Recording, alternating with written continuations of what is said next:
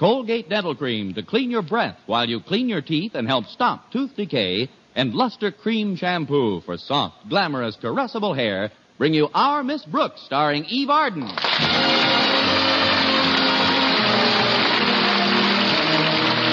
time once again for another comedy episode of Our Miss Brooks, written by Al Lewis.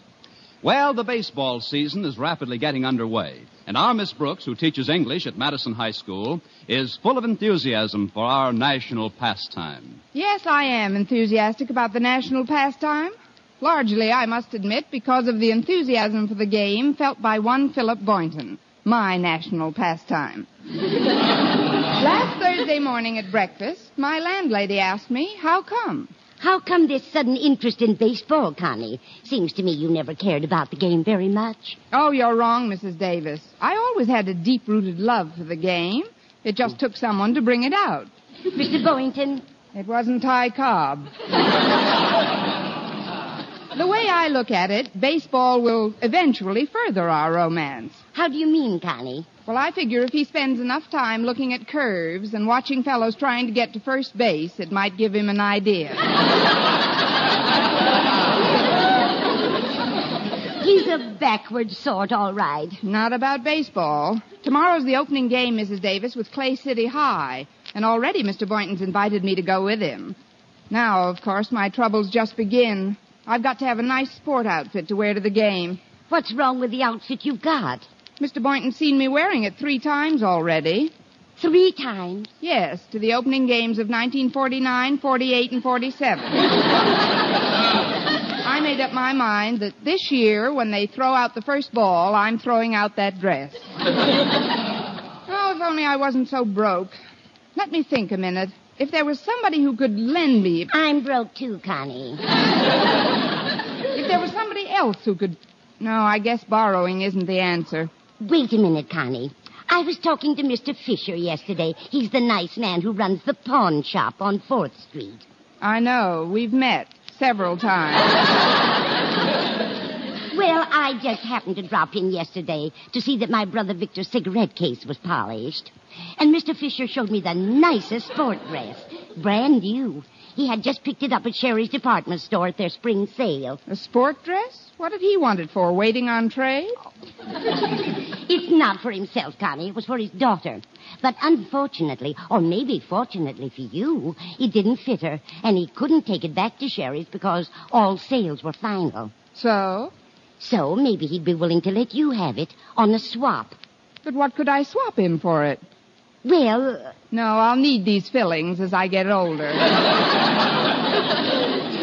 I'd be glad to let you take the vacuum cleaner, Connie. Well, that's very generous of you, Mrs. Davis, but wouldn't it make it terribly inconvenient when you wanted to clean the rugs? Oh, not at all. I'm pawning the rugs next week. But with summer coming and all, it's much cooler in the house without rugs. Besides, I need the money for other things. Now, you just take the Hoover and stop off at Mr. Fisher's on your way to school. I certainly appreciate your kindness, Mrs. Davis, but I sort of hate the idea of having to get anything like this at a pawn shop, I mean. I don't see why you should feel that way, Connie. It's just like any other business, and a lot older than most. Take Christopher Columbus, for instance. Without a pawn shop, where would he be today? Same place. You're right, Mrs. Davis, though. If Queen Isabella hadn't raised the money on her jewels, Columbus couldn't have discovered America. Exactly. Then where would you be? That's easy. I'd be teaching Indian kids for very little wampum.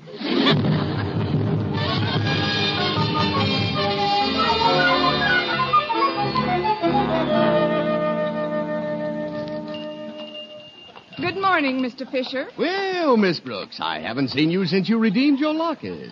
Correction. You haven't seen me since I pawned it again. After the holidays, remember? Oh, of course. It was on a Monday in January. I recall it because I took in 6 pairs of binoculars that day. The better to see my locket with, my dear. But what I'm here about this morning is a slight business deal. You see, Mrs. Davis suggested that you might be interested in this vacuum cleaner. Well, Mrs. Davis is an old friend, but frankly, we don't have too much of a call for vacuum cleaners. Oh, I don't want any money on it. I just want a swap. You'll find plenty of use for the vacuum cleaner, too, because Mrs. Davis is about to put her rugs in your protective custody for the summer. Again? Well, then I guess I could use the vacuum at that. Well, let's see now. What could I give you in return? Oh, here's something that might come in handy. It's for dressing and undressing. A genuine Chinese screen. Well, actually, we have very few Chinese getting dressed at our place.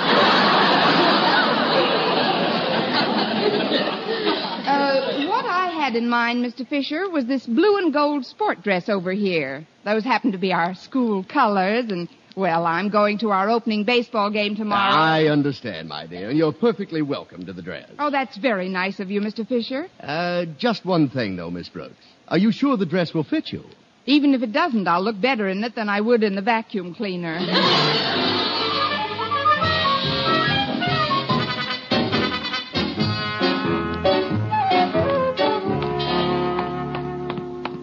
Oh, Miss Brooks. Good morning, Miss Brooks. Hello, Harriet. How's the beloved daughter of Madison's beloved principal this morning? Fine, thanks. Are you going past Daddy's office? As fast as possible. What can I do for you? Would you mind dropping this letter on his desk? It just arrived. All right, I'll take it in. Thanks. Oh, and I almost forgot. Would you take this loving cup? Just for delivering a letter? Oh, it's the baseball trophy Madison won last year. Daddy asked me to pick it up after it was polished. I've got to run now. I want to catch Walter Denton before he invites anyone else to the opening game tomorrow. I know the feeling. See you later, Harriet. Come in. Good morning, Mr. Conklin. I've got something for you. That is a matter of opinion.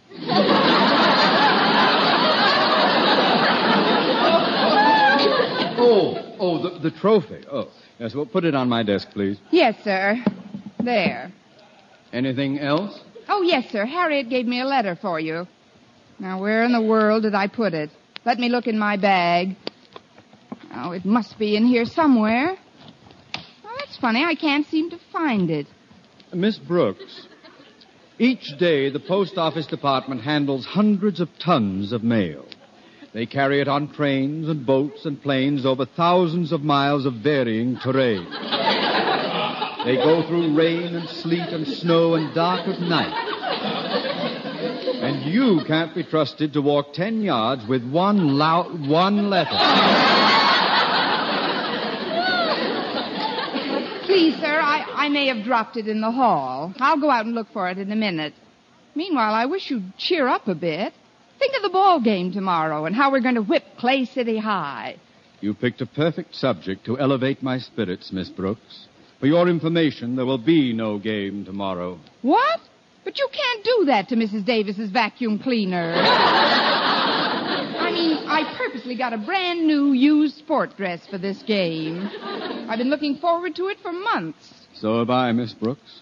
Nothing would please me more than to soundly drub Jason Brill's Clay City Tigers. But the sad fact remains that we can't play them. Why not? Because through some appalling mismanagement of the athletic fund, our team has no uniforms. Who's been handling the athletic fund?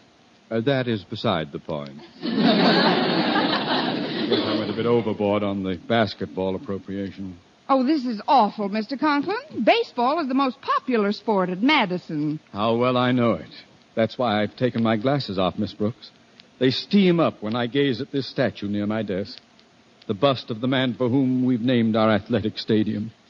The one person responsible for inaugurating baseball at Madison. Our beloved founder, Yoda Critch. I know you feel badly, sir. A lump comes into my throat when I think of how he would take this catastrophe. And when I hold this loving cup in my two hands... Mr. Conklin. Yes, Miss Brooks? Would you mind letting go of my ears? Oh, I'm sorry. I'd better put my glasses back on. Look, Mr. Conklin, isn't there something we could do to make the game possible? I'm afraid not, Miss Brooks, unless we... Oh, wait a minute. Do you think our boys could play good ball without uniforms? I don't know how good they'd play, but they'd certainly draw a nice crowd.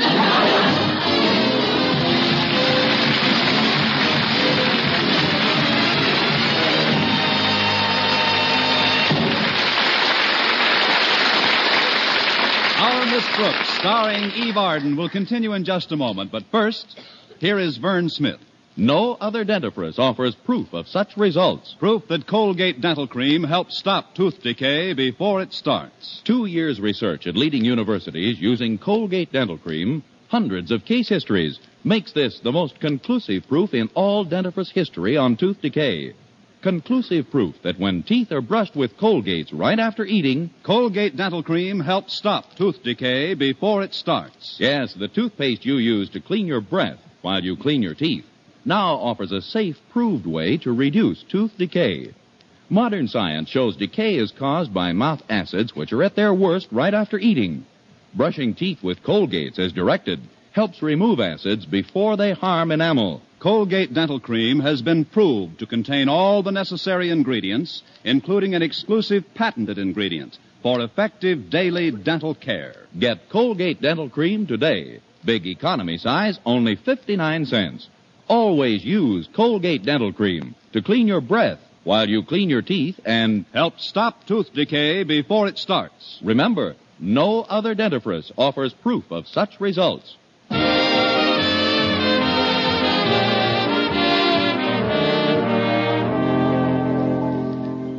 Well, Mr. Conklin refused to let our team play without the proper equipment, especially against Madison's traditional rival, Clay City High. I was pretty blue about the whole thing, so when lunch period arrived, I headed for Mr. Boynton's biology laboratory, my customary destination when I feel confused or unhappy or contented or cheerful or anything. Hello, Mr. Boynton. Mr. Boynton, Oh, I'm over behind these cages. Just doing a little repair work. have you heard about the game being called off tomorrow? Yes, and I'm just sick about it. I had my heart set on going to that game tomorrow. So did I. But don't be too depressed. We can still do something else together. Together? Oh, that's right. You were going along to the game with me, weren't you? Obviously, I was indispensable to you. But I know what might be fun. We could go to the movies right after school. By 4 o'clock, we could be sitting in the balcony at the State Theater. Oh, but the state doesn't open until 6:30. That's what I say. It might be fun. I don't understand. How could we have fun sitting in a movie for 2.5 hours if there's nothing on the screen? Mr. Boynton, please do me a favor. The next time we're in the balcony, borrow the usher's flashlight and see how your fellow Americans are living.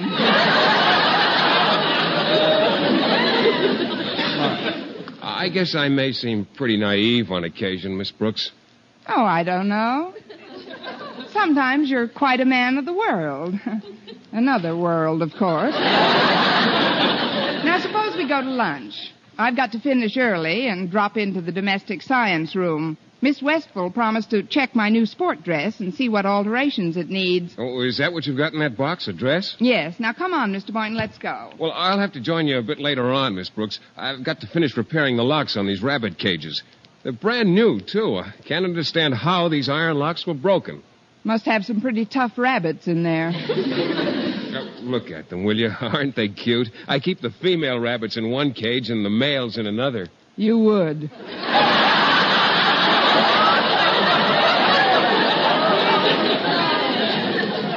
Try and get your work done as soon as possible, huh? I will, Miss Brooks. I'd go with you right now, but it's rather important. You know how rabbit cages are. Of course. You wouldn't want to come back from lunch and find 6 cages where there were 2 before.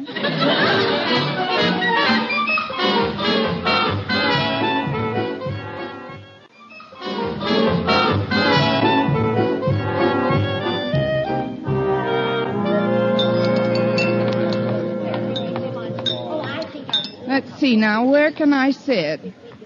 Oh, there's Walter Denton. Mind if I join you, Walter? Not at all. Welcome aboard, oh most appetizing morsel of Madison's faculty. Thank you, Walter. Oh, it's a pleasure, I'm sure. Your apple-cheeked, cherry-lipped countenance is like meat and drink to my beauty-starved senses. Thanks again. Now get your teeth out of my arm and back into your saddle.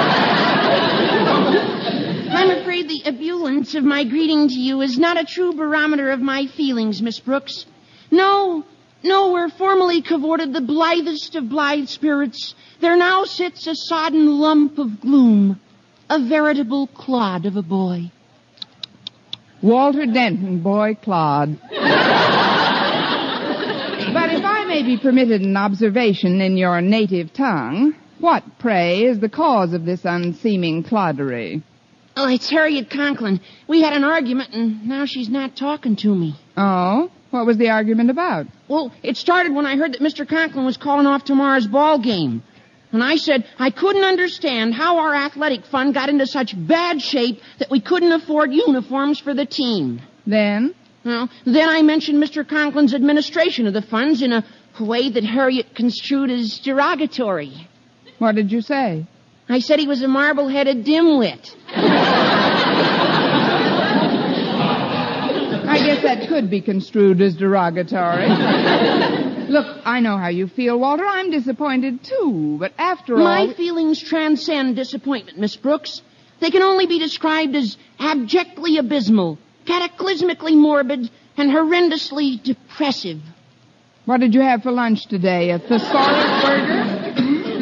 Look, Walter, maybe all hope isn't lost. Oh, pardon me, Miss Brooks, but Mr. Conklin wants to talk to us about the ball game tomorrow. Yes, Miss Brooks, all hope is not lost. Now, you see, Walter, I told you. I knew it. I just knew if there was any possible chance to salvage that contest, Mr. Conklin would be the man to do it. Yes, sir. It isn't every school that can boast of a principal who, even when he's made a few prior mistakes with the athletic fund, can bounce right All back. quiet!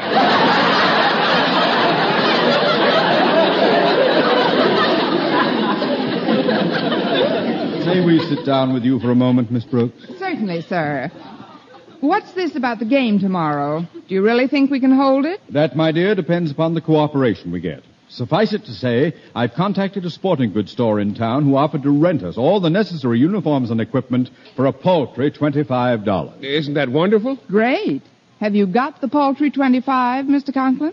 No, I haven't. My salary check doesn't come through until next week. However, that is not going to stop me. I feel now that I'm duty-bound to field a team against Clay City. Duty-bound? Yes, Miss Brooks. Only minutes ago, as I sat fondling our loving cup, symbol of Madison's baseball championship of bygone seasons, I looked up at the statue of our founder, Yodar Critch. And suddenly, I seemed to hear his voice say, with a tear in it, I started baseball at Madison Osgood. Keep it going, boy. And then I heard myself saying, but Yoda, where can I get $25 for uniforms? And fantastic as it may sound, Yoda said, go, Osgood. Go and get the money from Miss Brooks.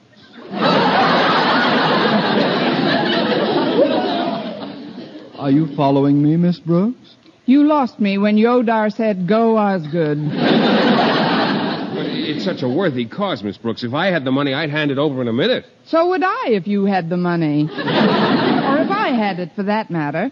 But my check doesn't come through until next week either. But surely you must have a little something salted away. Just salt, Mr. Conklin. Gosh, Mr. Conklin, I wish I could be helpful, but I just can't. You really are. I laid out my last $40 for those rabbit cages. I won't get it back from the board for over a month. And I just bought this sport dress with my last vacuum cleaner. That is, I got it at a very expensive place, and I feel as if I'd been run through a vacuum cleaner. If we could only borrow the money somewhere for just a few days, I'm sure... Wait a minute, Mr. Conklin. Did you say borrow? Why, yes. For just a few days? That's right. Sir, you've given me an idea. Yes, I'm almost positive it'll work. Now, just sit still, everyone. I've got a couple of stops to make. Gee, Miss Brooks, you look like you're on your way to a ball. You're close, Walter. I'm on my way to 3 of them.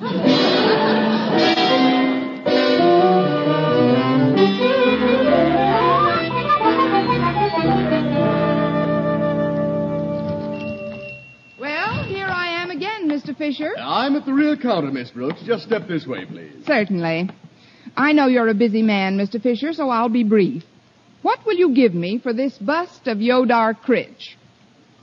Well, now, I don't like to seem callous, Miss Brooks, but you'd be surprised how few calls I get for busts of Yodar Critch these days.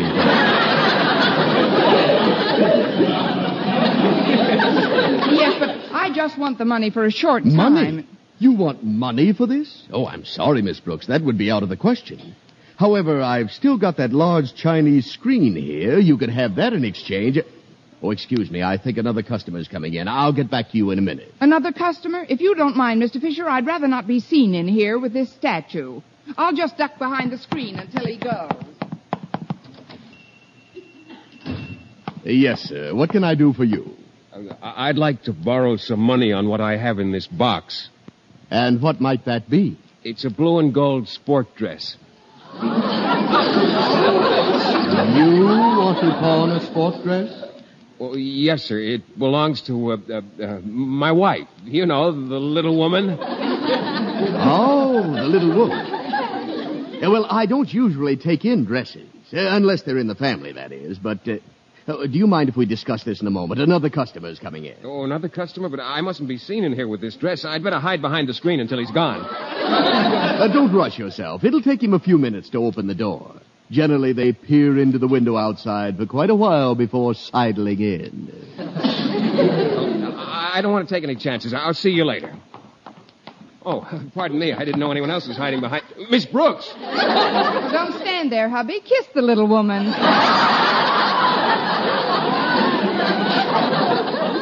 This is most embarrassing, Miss Brooks. What are you doing with that statue of Yodar Critch?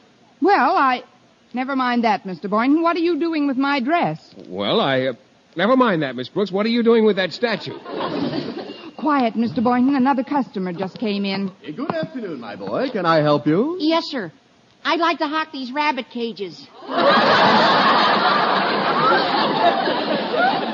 Rabbit cages? Yeah, just for a short period. And then we'll take it off your hands. Rabbits and all.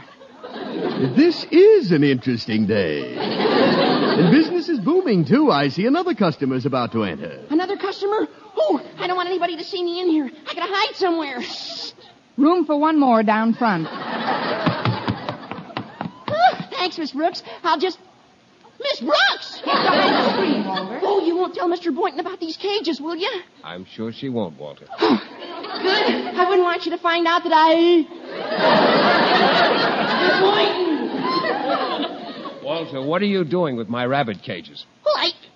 Miss Brooks, what are you doing with that statue of Yodar Critch? Never mind that, Walter. What are you doing with Mr. Boynton's rabbit cages? Never mind my rabbit cages, Miss Brooks. What are you doing with that statue? What are you doing with my dress, Mr. Boynton? Walter, what are you doing with my rabbit cages? Well, that was fun. Shall we go around again? Miss Brooks, we've got to figure out some way or... Quiet, Walter. Another customer just came in. I can see through a crack in the screen. He's coming all the way back to the last counter. And what may I do for you, sir? I, sir, should like to negotiate a loan on this silver loving cup. You mean you want to hawk it? Don't be vulgar. $25 would relieve my temporary financial embarrassment, and the cup would be redeemed in a very short time. Oh, good heavens, somebody's coming in. I can't be seen in this sort of an establishment. I'll just hide behind this screen until he leaves. Oh, I'm sorry, boy. Oh, that's okay, Mr. Conklin. I'll move over. Thank you, Walter. Now, Miss Brooks, if you'll move over a bit so that I can stand between Mr. Boynton and yourself, I'm sure we'll all be... Miss Brooks! Mr. Boynton! Walter Denton! If this is roll call, you've left out Yodar Critch.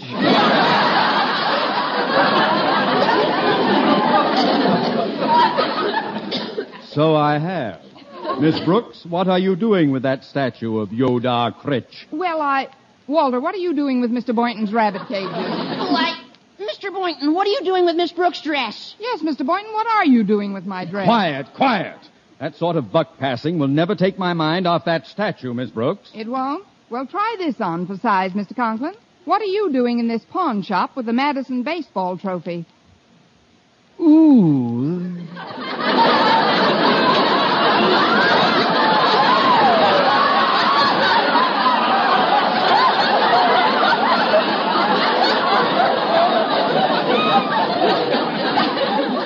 That's pretty good.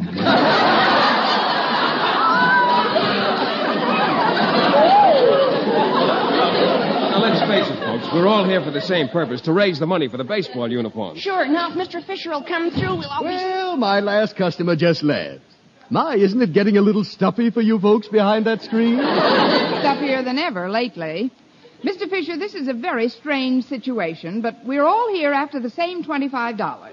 Now, you've seen our collateral. Take any or all of it, and please give us the money. Of course, my dear, of course. I'll give you $25 on this loving cup alone. Wonderful, Mr. Fisher. Now I won't have to cancel the game tomorrow. And, folks, our mutual mortification has not been in vain. Oh, pardon me, sir. There seems to be a letter in this loving cup. A letter? Oh, that must be the one Harriet gave me for you this morning. It probably dropped in the cup while I was holding them both. No doubt, Miss Brooks. Oh, I left my glasses at the office. Will you read the letter to me, please? Yes, sir. Why, it's from Jason Brill. It says, Dear Mr. Conklin, due to a shortage in our athletic fund, I am forced to cancel tomorrow's baseball game because my team has no uniform. Eve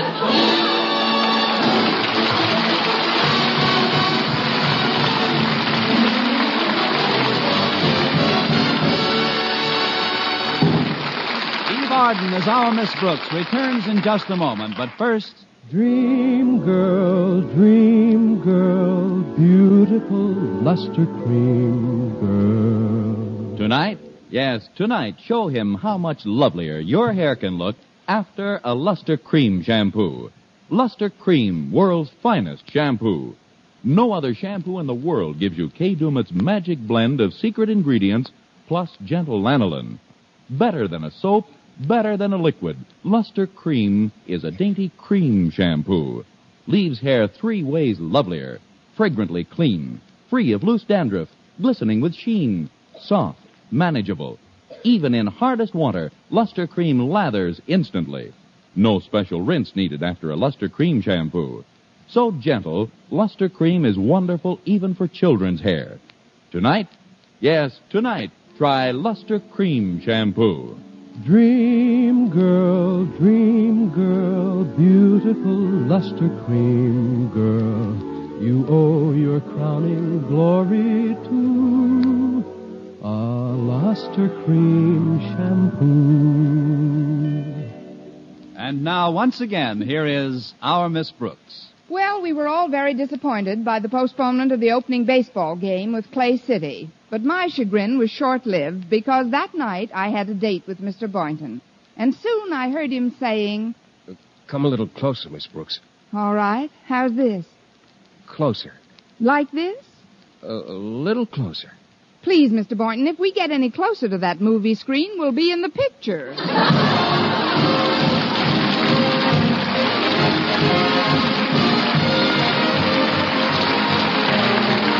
Next week, tune into another Our Miss Brooks show brought to you by Luster Cream Shampoo for soft, glamorous, caressable hair and Colgate Dental Cream to clean your breath while you clean your teeth and help stop tooth decay. Our Miss Brooks, starring Eve Arden, is produced by Larry Burns, directed by Al Lewis, with the music of Wilbur Hatch under the direction of Maurice Carlton. Mr. Boynton is played by Jeff Chandler, Mr. Conklin by Gail Gordon. Others in tonight's cast were Jane Morgan, Dick Crenna, Gloria McMillan, and Frank Nelson.